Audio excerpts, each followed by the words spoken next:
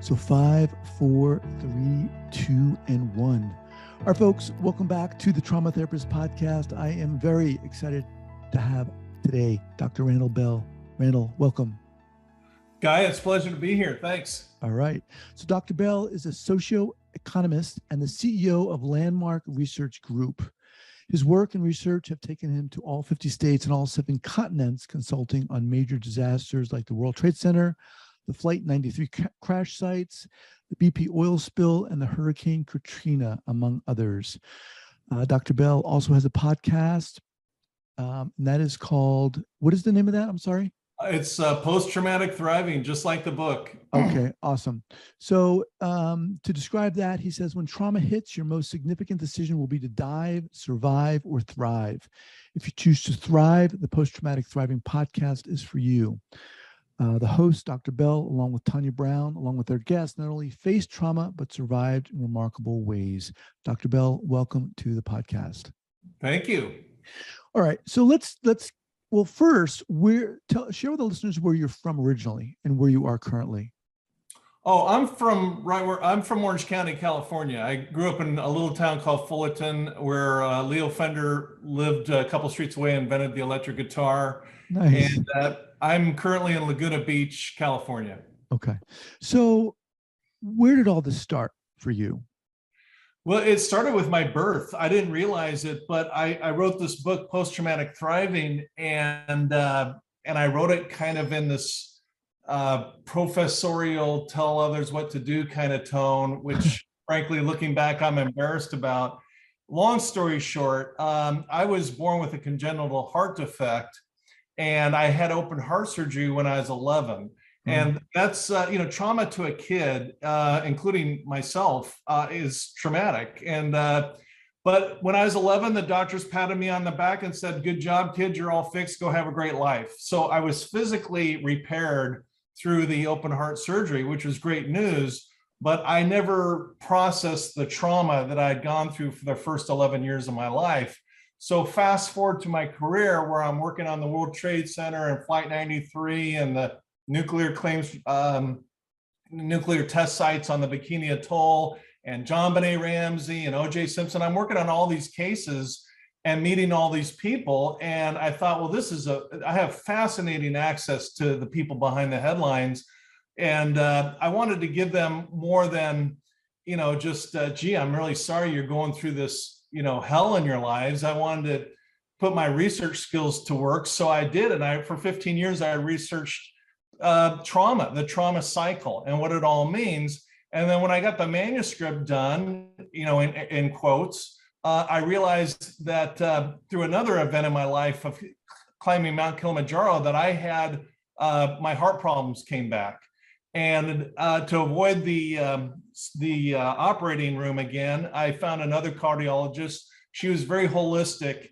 And of course, there's Western medicine, but she diagnosed me as post-traumatic stress disorder from my childhood trauma. And I had to go back and not only address that, but I had to rewrite the whole manuscript because it affected me too. Wow. Okay, wait, hold on here. So if I may, wow. Now the childhood trauma, the trauma of, forgive my ignorance here, the trauma of needing surgery at that young age. Yeah, it was a lot of layers. I mean, trauma is a complex thing because it layers up. It's not usually just one thing. It was the fact my parents, I have wonderful parents, but they didn't tell me the truth. They kept a lot of stuff from me as a kid, and I found out accidentally, or I found out in very harsh ways, that I had these procedures coming up that were frankly very painful. And I don't blame them, because what parent wants to tell their kids, horrible things? And then the surgery itself, and then, being in hospitals and being jabbed, Sure. Over and over again. And then the trauma, traumatic. Yeah. And then at school, I couldn't run as fast as the other kids. My legs would give out with the poor circulation problems I had. So it was layering up. Okay. Thank you for explaining that. So you go on with the pat on your back, thinking you're okay. Now, you talked about these professional experiences. How did you and why did you get into that? And what were you Oh, doing well, specifically? yeah, that's another story. I was in the swimming pool. I was going to go to law school, and I had a background with going through grad school. I worked doing real estate appraisals and real estate type deals, and then I applied to law school, and I got in, and I thought, I just don't know that I'm feeling this. And I thought, what if I take my skill set in terms of valuing real estate and turn it upside down and look at disasters, things that cause a loss in value. The legal term is diminution of value. And nobody was really doing it very well, if at all. This is, decades ago. Anyway, I called all my clients and I just said, for now on, I want to work on the landslides and the wildfires and the earthquake type, damage scenarios. I just did it because I thought it'd be interesting. Little did I know that all these major disasters were in my future. Wow. Wow. And it's, as you're talking, I'm wondering, and perhaps you did too at some point, is there a connection between that early trauma and your interest in these traumas too? So, all right. So how do things evolve for you? Well, as I say, I got into this career. I'm working on these gigantic cases. The O.J. Simpson case just blew the doors open on my career, because before that, I had no agenda to be well known or anything else.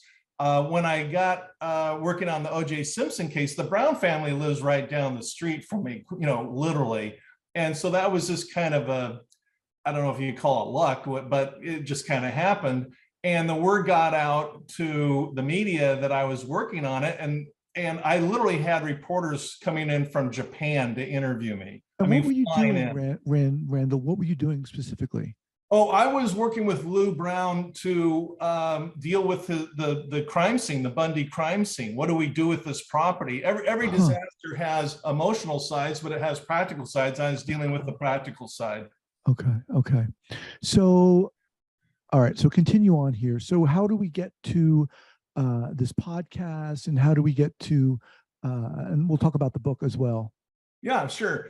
Well, the O.J. Simpson case happened, and then I was profiled in People magazine and L.A. Times and on and on. And then the Heaven's Gate cult case came up in San Diego, and that also came my way. And I was doing the same thing. I was managing the Heaven's Gate cult mansion, which was bizarre. That guy, that's a whole nother episode. But then I got case after case, and then I had this epiphany that, gee whiz, I know all these people. Oftentimes they become my friends through the process of working with them. So I switched from kind of the economic side of things to the sociological side of things. Wow. And that's how the book evolved from there. What an interesting field. I mean, specifically, so you're working with the kind of physical aspects, or the real estate. What were you doing specifically with these cases? Oh, yeah. Well, they were insurance claims or legal claims where, for example, I just worked on Hurricane Harvey and Hurricane Katrina. You have tens of thousands of clients who had their homes blown apart. So they got to submit legal claims or insurance claims to get compensation for the damage they've been through. Okay. So let's kind of segue to the book. Yeah. Why did you write it? Who's it for? Well, that's really a fascinating question, because I thought I was writing it as a favor for my clients. And then I realized that I think maybe subconsciously I was writing it for myself, because I had this unresolved problem that I've talked about. I did write it for my clients. And then from there, anybody that wants another view at trauma from kind of an analytical point of view, where I go from, Elizabeth Kubler-Ross's, 5 stages of grief to the literature on post-traumatic growth. And then I kind of bridge it. So you go from literally the first chapter is on shock. The final chapter is kind of the pinnacle of trauma recovery. And I cover 15 stages along the way. And it's for anybody that wants to really see the complete picture of what the trauma cycle looks like. You talked about Mount Kilimanjaro and kind of what, almost reigniting your own trauma. What happened there? Did you finally or at some point seek help? And if so, what did you do? Yeah.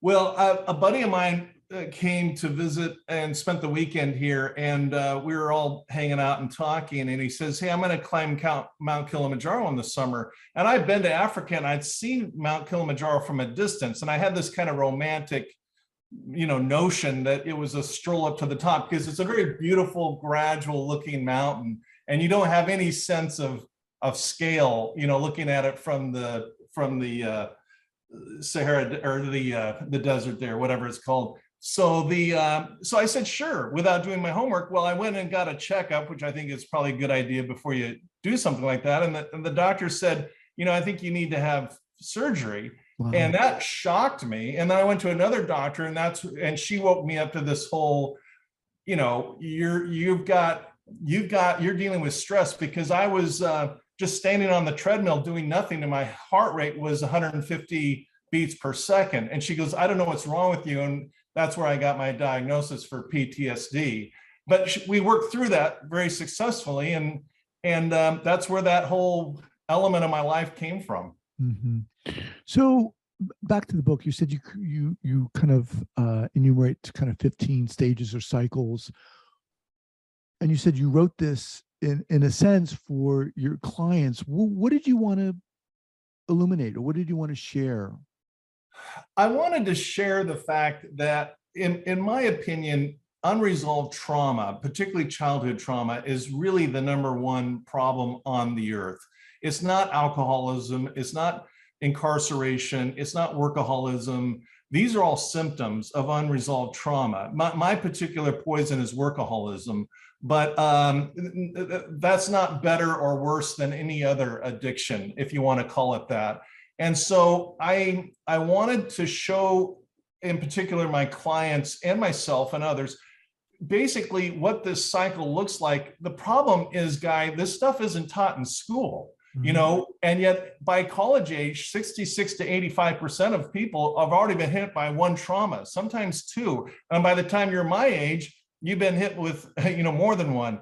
So we need the skill set. We need the tools to deal with trauma. And I was really trying to get at that. It was in the academic literature, but it wasn't really made publicly available to to regular folks. Do you think, or are you seeing a shift in awareness now in our culture? Oh, absolutely. Because, I made the classic mistake where I didn't talk about my problems for years. And that's, it landed me almost in a second trip to the operating room. And that's the old school way of thinking about it. On the podcast I do with Tanya, and that's Tanya Brown. She's the sister of Nicole Brown Simpson. I mean, we have guests coming in talking about really ugly stuff. And in the old days, people wouldn't talk about it. And that's really the first step of trauma recovery, is stop bottling it up inside, because you may look fine on the outside, but inside there's an internal war going on. And we've had people talk about murders they committed, murders that were on their side of things, being incarcerated, of course, the alcoholism, suicide attempts. But what's astounding to me is that people are opening up about these conversations, which is the thing you got to do to heal. Right. How hard was that for you, or what kind of adjustment did you have to make in terms of, maybe admitting to yourself that you were traumatized and sharing it? It's not easy. It's not easy. Yeah, I'm a textbook case study and not how not to do things, because I made all the classic mistakes. I bottled it up. When the topic came up about heart surgery when I was a kid, typically around my family, I quickly tried to change the topic. I got angry about it internally. I didn't really get mad at the people around me, but inside I felt that rage that was unprocessed trauma. And it manifested in all kinds of health issues, which couldn't be explained really until I really addressed the real cause of the problem. And when you did start talking about it or sharing your experience, what did you notice happening in terms of your own experience, or did you notice anything? Well, it was first very awkward and very uncomfortable talking about this stuff. And I'm not saying that we need to, broadcast our problems to the world, but we need to find a trusted therapist, a good friend, somebody to open up to about these things. And so it was very uncomfortable talking about it. I even hated talking to my cardiologist about it, and she's super cool. Mm-hmm. But to just admit that, you know, lots of guys have kind of that macho, I can take care of this on my own kind of persona. I'm no exception to that kind of rule. And so it was difficult. It was awkward, but I found that the more that I did it and the more I researched about the need to take care of myself, to open up to somebody about it. At first, I only opened up to her about it. And then I opened up to a couple more people. And now I'm telling you, and I'm telling anybody that wants to know. And I put it in the book, So that for me, that's very healing and therapeutic, but I'm trying to demonstrate the process of dealing with trauma, using myself as an example of the wrong way to do it and now the right way to do it. I so admire that, and I do appreciate you coming on here and sharing your story. And it's in a sense reminiscent of my own, which is, when I was younger, my trauma was being bullied. And that just jacked up my life in a lot of different ways, in my self-esteem and how I showed up in relationships. And I didn't really realize that, in a sense, that was kind of the pull to me going to graduate school for psychology and so forth. Yeah. It really was only until I started interviewing guests and hearing them, like yourself, share their own experience and be courageous enough to do that allowed me to talk about it. And it's pretty incredible, when you look back to your old self, in a sense, and imagine yourself not wanting to share, not wanting to talk about it. Yeah, exactly. And being bullied is horrible. I never was a bully, and I never was bullied because I'm just kind of big and tall and I guess mean looking. But bullied, hurt people, and the bullies that bullied you or others, they're dealing with their trauma. So it works both ways, and that's not to excuse bullying, because that's an inexcusable behavior. But they're got stuff going on at home or whatever that's causing them to act out that way, and then the cycle continues. And that's what I love about your work, your podcast, this discussion, is that opening up the doors and talking about it, unlike, at least my parents and our community, where we just didn't talk about it. If you were bullied, you just suck it up, buttercup, and had that kind of mentality. That stuff doesn't work. The stuff we're doing now is far more effective. Right. So when did you start the podcast, and why did you start the podcast? Well, it started about a year ago. I was at dinner with Tanya, and we're just kind of talking. She brought up the idea. I had no aspirations of doing a podcast. And so I went back and really thought about it and looked into what it involved. As you know, it's a lot more work than you people realize. But, I looked at the whole landscape and I thought, you know what? If I really believe, and I really do believe, that unresolved trauma is the number one problem on the earth, I gotta, I'm moving into retirement age. I gotta put some time towards really talking about that and sharing what I've learned on the cases I've worked on, and having really great guests in, because Tanya knows everybody. So we did our first season. It's gone really well. We've had over 3.5 million views on TikTok and social media. And so we're going into our second season. And it's just a conversation that I really love, even though the topics are ugly. I mean, who wants to talk about bullying or a crime that they committed? But you know what? I see the effects. I see the people that were really traumatized now doing really cool things with their lives. And while I will never appreciate the heart surgery trauma I went through, I'm sure you'll never appreciate being bullied. What we can appreciate are the lessons we learn from them and pass those lessons along. That's a very valuable thing. So she came to you with what premise? She just kind of said, hey, why don't we do a podcast? She had tried a couple podcasts before. They kind of flopped. I'm the kind of person, if I say I'm going to do it, it happens, but I think about it carefully before I commit. Mm-hmm. And I think she just was looking for a stable platform for the podcast. And I thought, you know what?